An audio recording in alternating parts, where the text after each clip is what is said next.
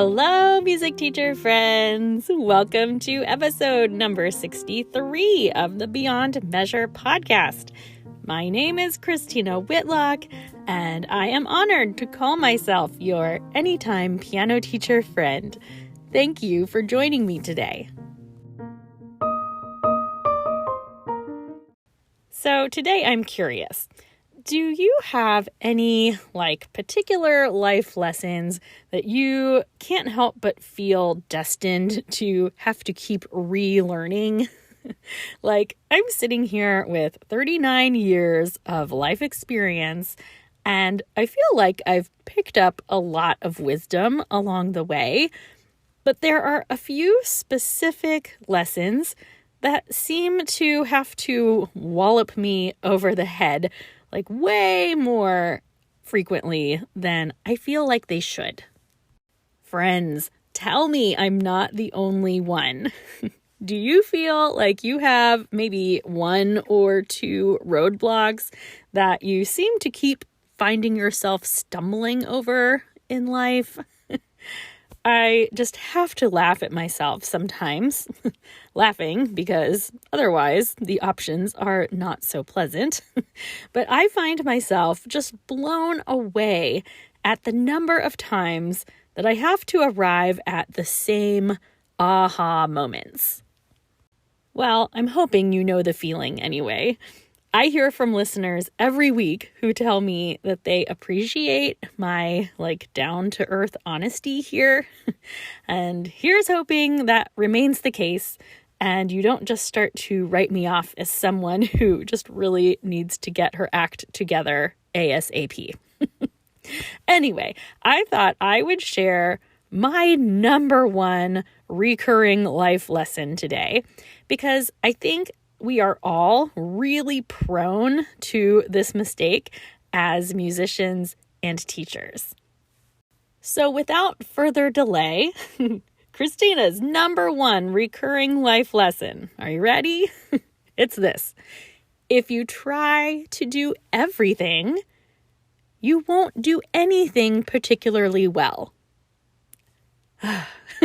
I would bet money that a lot of you know what I'm talking about, because I feel like in my musician life, this has always been the hurdle to pass. I know I struggled with this in high school, but the stakes just weren't as high back then. But the first time I remember really having to resolve this issue in my life was in my undergraduate studies. Thinking back to those years, I was in the middle of a total awakening about what it meant to be a pianist. And I was also in the honors college and cranking out that work. I was teaching. I was painfully uninformed in how to set boundaries for myself in pretty much any aspect of life. And I was also doing collaborative piano work with just about every student in the music building at one point or another. See, when I was in undergrad, our collaborative piano situation was basically just an open market. Very few accompanists were provided by the school itself, so pretty much everyone just paid out of pocket for their pianists.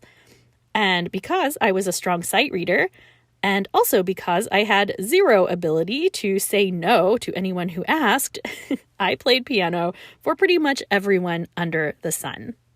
And frankly, I made really great money doing it.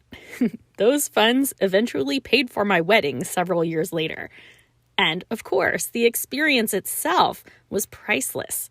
I learned repertoire that I love to this day. I learned valuable collaborative techniques. And honestly, that time of making music with my peers is something that I would go back and relive in a heartbeat. There's not been another time in my life quite like it, and honestly, I miss it so much. I am really grateful that my life took that path. And I'm actually really bothered by the number of pianists who complete degrees without collaborative experience. But of course, that's another story for another day.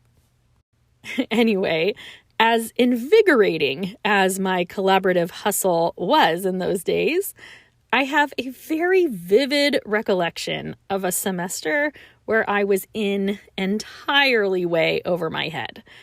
I took everything so seriously. I mean, I loved that repertoire so much, and I was desperate to do it justice. And, of course, letting people down is pretty much my worst nightmare, so I never wanted to be the reason that a performance went south. I remember talking with a member of the vocal faculty after a really rocky rehearsal one day. Shout out, by the way, to Dr. Jane Dressler, who was infinitely supportive of me back then, by the way. But she told me, that's the thing, dear. You can either try to do everything and just get by, or you can choose to do a few things really well. I can still feel that sense of reluctant agreement that came over me when she spoke those words. You can either try to do everything and just get by, or you can choose to do a few things really well. That particular semester, it was the fact that there were only so many song cycles I could learn on top of my other responsibilities. I did try to take corrective action and take on less the following term, but I can't begin to tell you the number of times in my life that I've found myself drowning in commitments, and I find myself saying, oh yeah, here I am again. Listen, I know we overachievers like to push the boundaries on what's possible. And honestly, we're pretty good at it. I think of myself as a pretty high capacity person. That's how a lot of us ended up where we are. But there comes a point where if you care about doing your work really well, you have to make peace with the fact that you just can't do everything. I can't begin to tell you the number of times this lesson has popped back into my life. You really would think that I'd have figured it out by now, but I'm probably worse than ever, honestly. And I'm saying these things to you today because I think a lot of you can identify. I think back to when my first daughter was young, and as many piano teaching parents will testify, my children learned to be independent at really early ages, purely by necessity. And for a few years, I taught lessons from home without any additional help for those hours when my husband was at work. And that juggling act worked, at least until it didn't, because I feel like both of my girls, when they reached ages 3 to 5, they became really, really tricky to juggle while I was teaching. So anyway, here was the problem. I desperately wanted to be this present, all-star mom. But I also, of course, wanted to be a present, all-star teacher for my students. I wasn't willing to compromise either one, so I ended up being mediocre at both. Or, I don't know, hopefully slightly better than mediocre. But suffice to say, I was not being my best parenting self or my best teacher self. And it took me a while to admit, but once I finally started enlisting high school students to come entertain my children, I realized it provided me with this instant, extreme sense of relief. And I couldn't believe that I'd been suffering it out for so long alone. And here's the thing. Even if it's not your hang-up in life, maybe you are really great at controlling the amount of commitments you agree to. It's definitely something that we have to deal with from our students. Music studios all see their fair share of overachieving personalities. We all have those students who shine in academics, in addition to being serious athletes and active in all their school organizations and, prone to overcommitment. I have this chat with my overachieving students quite often that someday there will be a reckoning where they have to decide if all of the pressure is worth it or if something needs to go. That the problem with successful musicians is they are also usually successful in lots of areas. And their life's dilemma is going to be when they need to pursue something and when they need to leave something else behind. I mean, just because you're good at something doesn't mean you have to do it. And that is a tough thing to reconcile, isn't it, friends? I don't have some magic solution to this dilemma. After all, I feel like my life just recently hit another fever pitch where I found myself needing to reconcile what was going to get the boot. Because my kids are going to be grown up in the blink of an eye, and they deserve the best of me right now. And because I have like 5 or 6 books that feel like they're going to claw their way out of me, whether I give them the time to be written or not.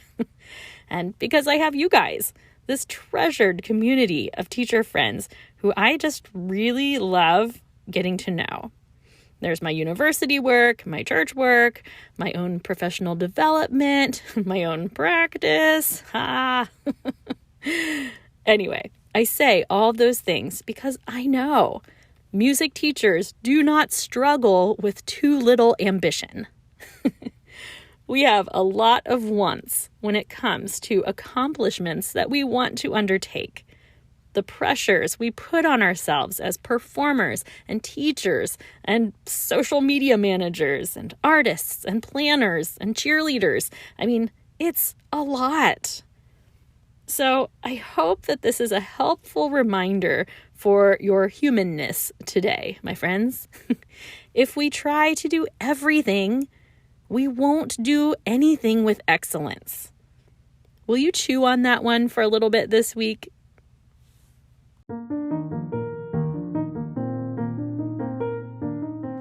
And now, a toast. Music teacher friends of the world, we are raising our glasses today and swallowing that tough pill of reality that tells us if we take on too much, we are not going to be able to do everything with true excellence. And I mean, maybe that's okay. Some tasks, after all, just need to get done. Hear me, perfection is the enemy of the good, right? But there are also some things in our life where excellence really matters. Our own growth, our commitment to being exceptional teachers, the passion we feel for music, whatever it is. I hope today you will consider what aspects of your life are truly deserving of excellence.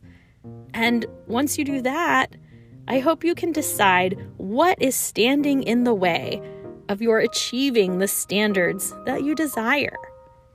If you feel like you're in over your head and have to keep swimming and hope to make better choices in a few months when some of your obligations let up, well, friends, you're in good company. I see you. But in the meantime, let's continue being mindful of the roadblocks we experience when it comes to accomplishing that which matters most to us. Cheers to you, my ambitious teacher friends, and all of your recurring life lessons.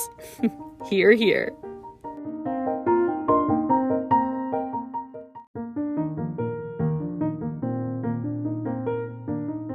That is a wrap on episode number 63. Hey, as a heads up, next week we are going to be talking about how to best prepare our students for performance, whether it's for recitals, the looming competition season coming up, you name it. We're going to talk about how you can help your students position themselves for the best possible successes. So I hope you'll join me back here next Monday. In the meantime, don't forget to check out the show notes for this episode, where you can find links on how to support this podcast, and you can leave me a voicemail telling me your recurring life lesson, because I'm super curious if you feel like there's any particular lesson that you have to learn over and over and over again? Help me feel not alone here, will you? I'd love to hear from you. Until next time, friends, onward and upward. Let's have a most excellent week.